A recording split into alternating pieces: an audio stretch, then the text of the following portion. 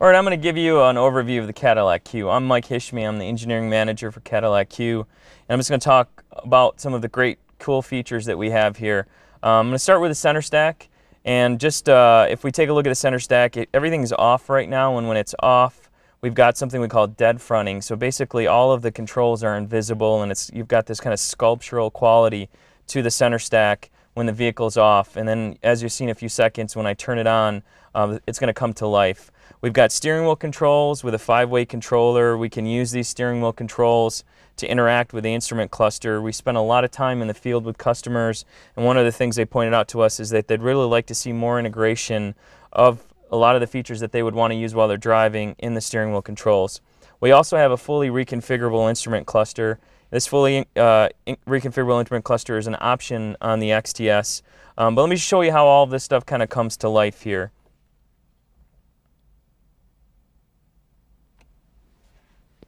Okay, as the system is powering up, you can see the lights come on. There's a welcome animation. There's a home screen that pops up here. And this is what we've done here is to make it really easy to use. We've got really large labeled icons in the home screen. The actual center stack is capacitive touch, so it's going to sense my finger touch. It's not really a pressure. It's a touch sensitive, so I can do the gestures and things that I would do on an iPhone or an iPad. We've got a volume slider here that I can actually just slide my finger across to raise and lower the volume. There's a home button at any point if I'm in the system and I need to get back to this large icon view. I can press the home button. So we've taken a lot of effort to make this very easy to use and actually still very elegant. Now again, there's a few ways to interact with the system. You can use the steering wheel controls, and when you use the steering wheel controls, everything that you do actually happens in front of you, so the instrument cluster is going to reflect what's happening. You can control your phone, your media player, your nav through the steering wheel controls, but you can also use voice recognition to control the phone or media or nav system. And what we've done with voice recognition is we've made it natural language, so you don't really have to remember commands. You can speak more freely to the vehicle, and it's going to respond appropriately. All right, and from here on out, we're going to go through the individual features of this system. I'm going to describe to you the faceplate and its operation, along with the steering wheel controls and the instrument cluster.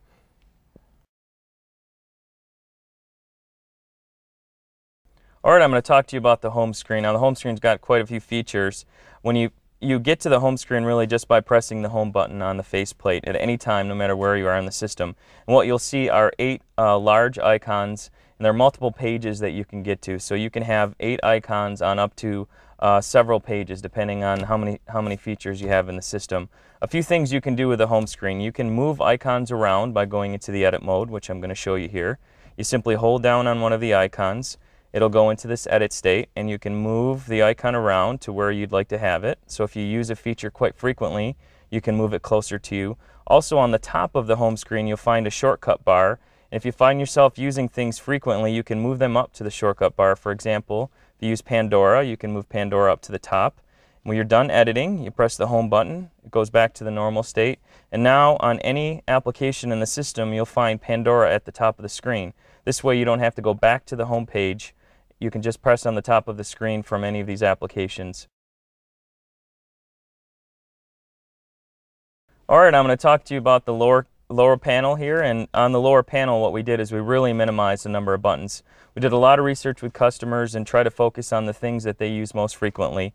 And a little bit different than our competitors, you'll find key features on the lower panel. You don't have to go into the touchscreen to turn on your heated seats or your cooled seats. All of the things that you need to get to quickly are on the lower panel. And it's pretty straightforward to use. You just basically touch any of the chrome bars, and when you do that, you'll also get a little pop-up in the screen. So some of the features, like the more advanced features, are found in the screen.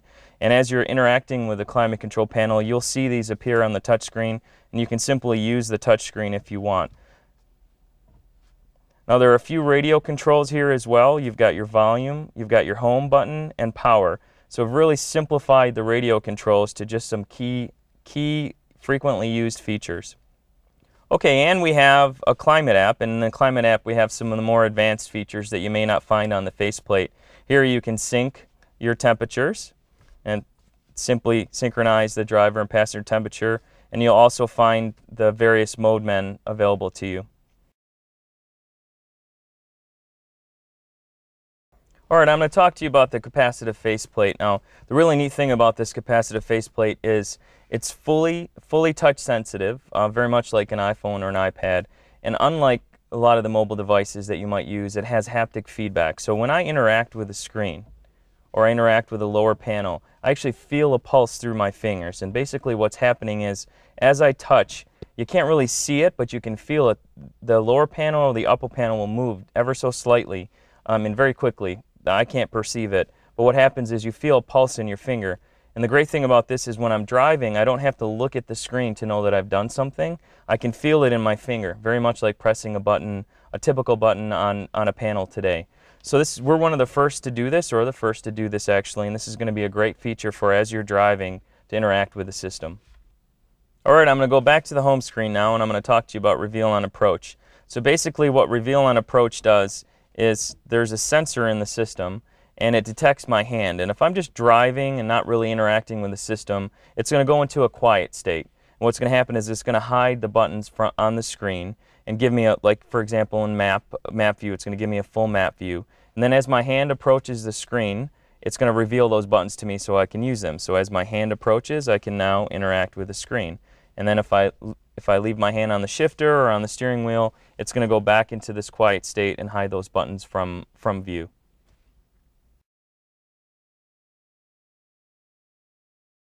All right, a little bit about the home screen. You can get to the home screen at any time by pressing the home button on the faceplate. What you get here is these large icons, and let's say I want to launch the audio app. I simply press the audio icon, and the audio app is going to come up. Now, if I want to switch to navigation or climate or any of the other apps that are found on the home screen, I press the home button again. And for example, I want to go to nav, I just press the nav button and it launches the nav app. Now, if I find myself frequently doing that, like switching between audio and nav or audio and phone, instead of going back to the home screen, I can use the shortcuts found on the top of the screens here, and you can see I can simply choose an icon from the top and switch between audio and phone or nav without having to go back to the home screen. All right, I'm going to talk to you a little bit more about some of the buttons that can be found on the screen. I'm going to move into the audio application. At the bottom of the application, there's a taskbar, and you'll find the most frequently used buttons of this application here. Let me just walk through these. So basically you have a voice button. Pressing that initiates a voice rec session, and you can say, I'd like to listen to something. You can use it to change the radio station. There's also a radio button, and pressing the radio button basically toggles you through the different radio sources. There's seek controls, so you can seek left and right. And if you find yourself in an area that has weak stations, weak signals, you can toggle the seek to tune. And then basically tune is just like an old-fashioned tune dial. It'll slowly move you through all of the different frequencies in that given band. Let's just move this back to seek. There's also a media button, and pressing this media button will switch you between all the different sources that may be connected to the vehicle, whether it be a USB source or an SD card. Basically anything that's connected to the system. And then there's the menu button, which will bring you some additional features like tone, shuffle. You can manage Bluetooth devices, and you can simply exit this menu by pressing the exit button. Now this taskbar control is found on most applications at the bottom. So once you get used to using it in one application, it'll be pretty straightforward for you to learn the other applications like nav or phone.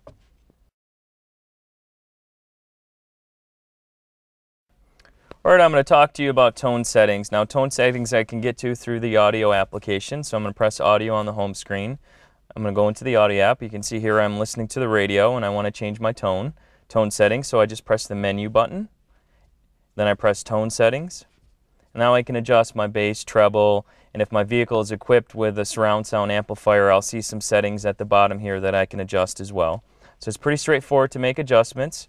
You just tap on the plus or the minus, or you can hold down and it'll move. And the nice thing is as I'm doing this, I'm feeling a pulse through my finger, so I've got haptic feedback on the screen. Now we did find people actually try to drag the icon. You can't drag the icon, you have to use the buttons here to the left and right of the setting. I can change my balance simply by pressing the arrows. And again, I can change the level of surround, or I can change from driver-oriented surround to rear just by pressing the controls at the bottom.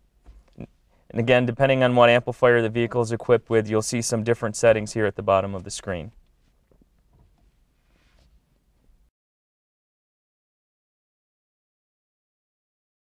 Alright, let me talk to you about browsing your media and using list views. So what I'm going to do is from the home screen, I'm going to go into the audio view.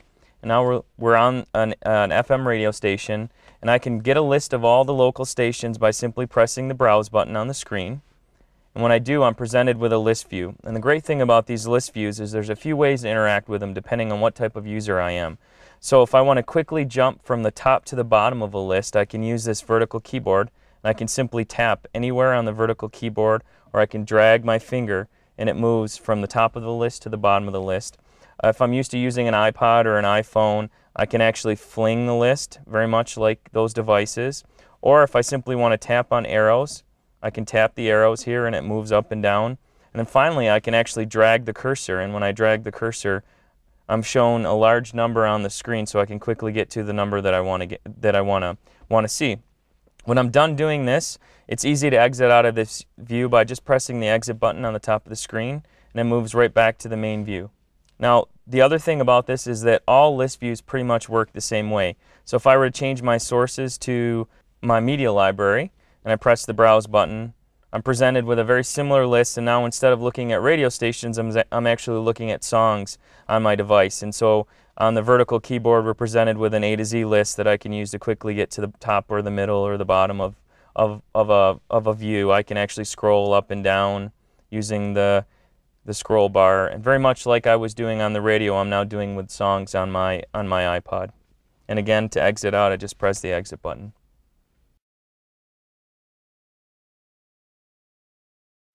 All right, let me talk to you a little bit about favorites. And the nice thing about favorites is they're a quick way to get to things without having to take your eyes off the road.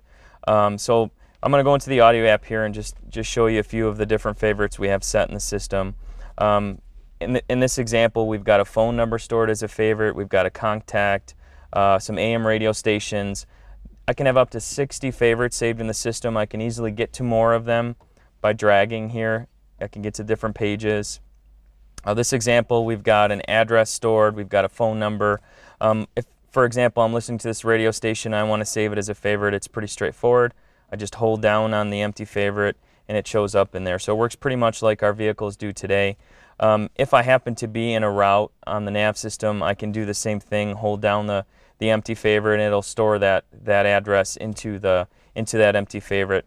The other thing is, if I'm listening to a media player, if I happen to be listening to my iPod or a USB stick, I can just hold down on an empty favorite, and it's going to give me a choice of things to store in there. So I can store an artist, an album, a song, a genre. So it's pretty great way of getting to things quickly. You don't have to go into the music list to look for the song that you listen to frequently. You can use a favorite as a quick way to get to it. The other nice thing about favorites is you can hide it. You know, if you don't find yourself using it too often, you can kind of hide it. Then you have more room for, say, a map or even a less cluttered display. You can reveal more. So if you frequently use it, you can have 1 row or 3 rows of favorites. So here I've got all 3 rows of favorites revealed. All right, I'm going to show you another great feature of favorites here. If I find myself using favorites frequently, I can actually edit or rename them. And I'm going to show you this by going into the settings menu from the home screen. I'm going to go into radio and then manage favorites. And for example, here I've got a phone number stored as a favorite, so I'm going to click on it. I'll hit the rename, and now we'll just call this office. So we'll delete, rename this to office. And now the favorite's been renamed. We're all set. And if I go into, say, like the audio view, I'm going to see office here on the far left.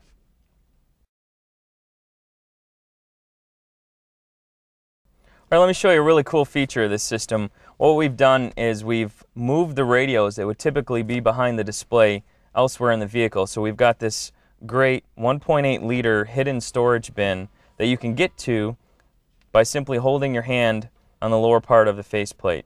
So this is motorized. If I just rest my hand on the faceplate, it's going to move up. I've got a lit, flocked 1.8 liter bin with a USB port, so I can store a wallet or glasses or whatever I might bring to the vehicle, and I can also plug a phone or an iPod to charge and also interact with the system while the faceplate is closed.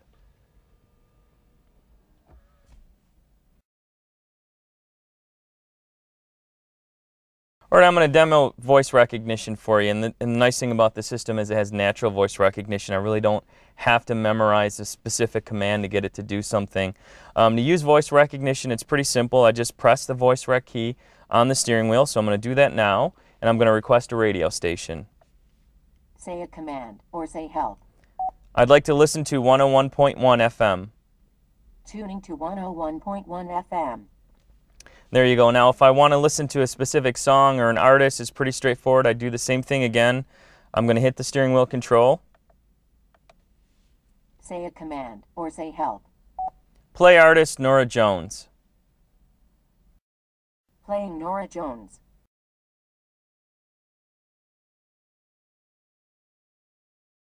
Another way to interact with the system is through the 5-way controller on the steering wheel. And this 5-way controller actually will allow you to do many or almost all of the things that you would want to do while driving without using the touchscreen. And basically this controller is linked to the cluster, the instrument cluster in front of you. And so I'm going to demonstrate how this works, but first let me talk a bit about the control. The control is an up, down, left, right, enter. It's pretty straightforward to use. And around the control there's volume buttons, so you can turn the radio up and down, and there are favorite buttons.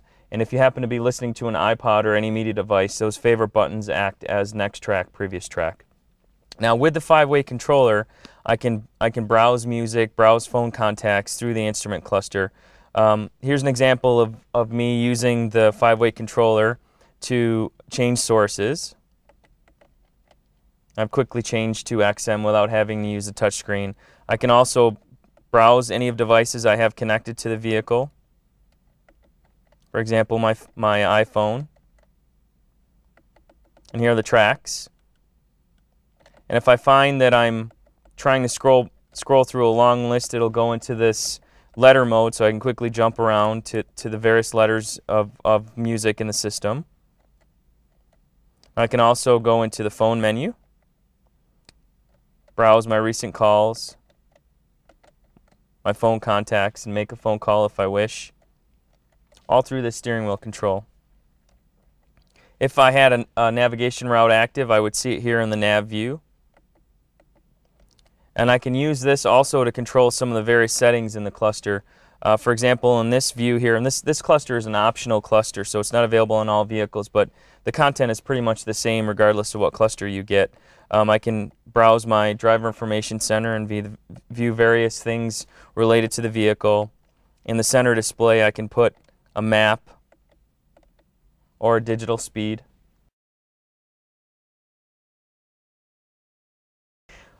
Now this vehicle is equipped with the up-level cluster, and I'm going to show you some of the cool features here.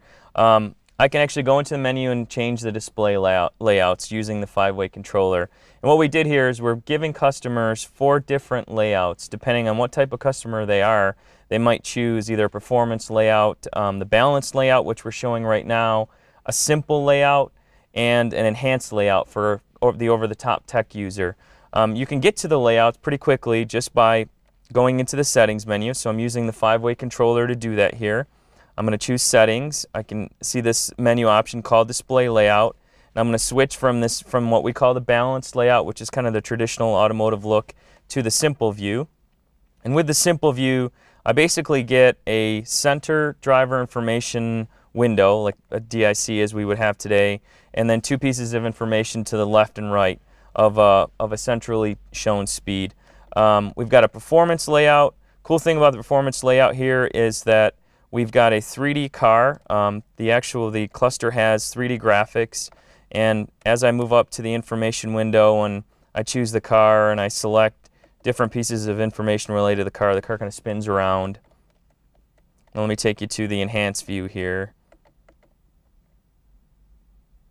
The enhanced view is for the techie, the overtop. The idea here is it's not automotive inspired.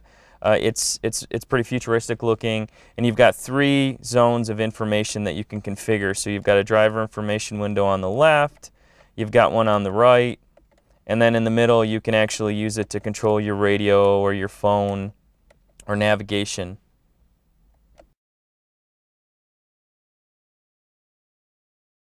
All right, I'm going to talk to you a little bit about the navigation application. We'll get to the nav app just by pressing the nav icon on the home screen here. And what I'm presented with right now is a 3D map view. And I can change the view that I'm looking at, the type of map view, just by pressing the nav icon on the top of the screen. It's going to switch from an overhead view, from a 3D view to an overhead view, and then we're going to switch to a north-up view, and then finally back to our 3D view.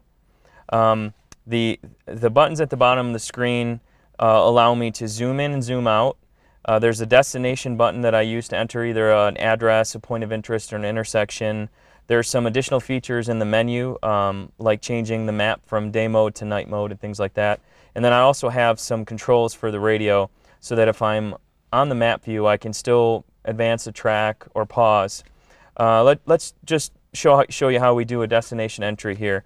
I press the destination button, and I'm presented with like a single line. It kind of looks like a Google destination entry. So I can type pretty much anything in this spot here. I'm going to type an address. I don't have to type the complete address. I can type a partial address. So we'll just do an address here kind of in this area.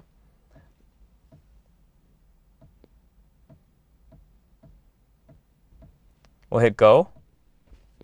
Now what it's going to do is, because I didn't type a complete address, it's going to look for the street that's closest to me, in the city that's closest to me, and it found it. And that's going to, and if it found a few options, it would have put that on the screen. But in this case, it only found one. And then it's going to present me with this view here where I can either go or save. If I hit go, it's going to create a route to that destination. The route calculation is complete. Please proceed to the nearest road. And now I can drive and have the system tell me what I need to do to make turns and things like that. All right, there are a few ways to zoom in and zoom out on the map. You can use the buttons. There's plus and minus buttons to zoom in and zoom out.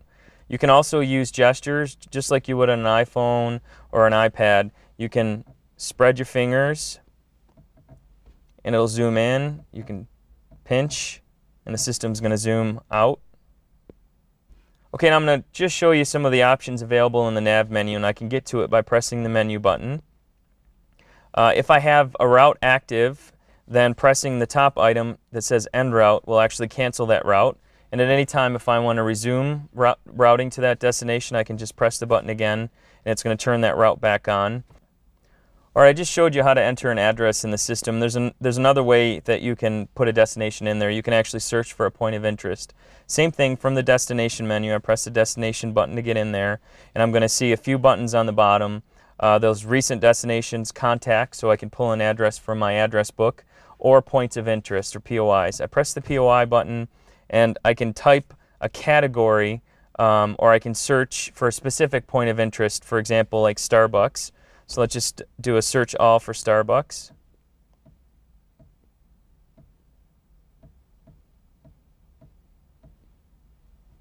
And now what it's going to do is it's going to search for Starbucks close to this location.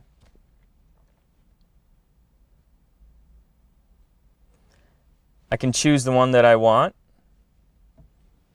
and have it route me to that location.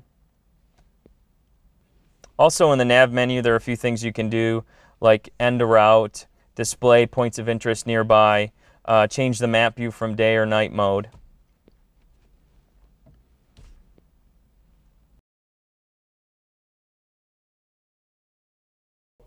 All right, I'm going to show you how easy it is to pair a phone. Now, one thing to note is that you have to do this while you're parked.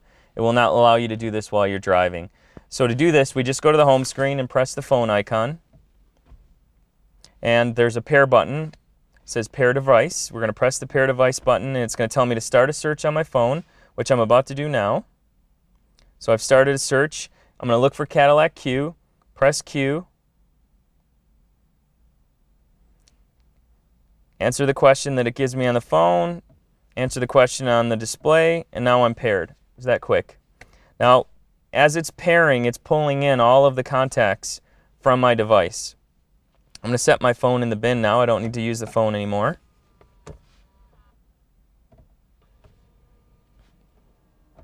On the bottom of the screen here, I'm going to reveal the button bar. I'm going to go to Contacts. There's a few things I can do. I can pull in my contacts. I can see my recent calls. I can use a keypad if I have voicemail or some other thing that I need to use the keypad for.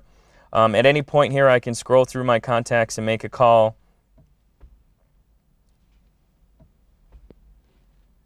And that's how easy it is to pair a phone. One other thing, there's a phones button here in the far right, and if I press that, it's going to show me all of the paired devices, and I can have up to 10 paired phones. The one with the check mark next to it is the connected phone. So that's the phone when I press contacts that I'm going to see the address book from, or if I get a call while I'm in the vehicle, that's the phone that's going to appear on the screen. It actually will pick up the first phone that you bring into the car if it's paired with it. So if you happen to have two phones with you, the first one that it sees is the phone that's going to be connected, and if you want to change that at any time, it's very simple. You just press the phone button and press on the phone that you want to be the active phone in the system.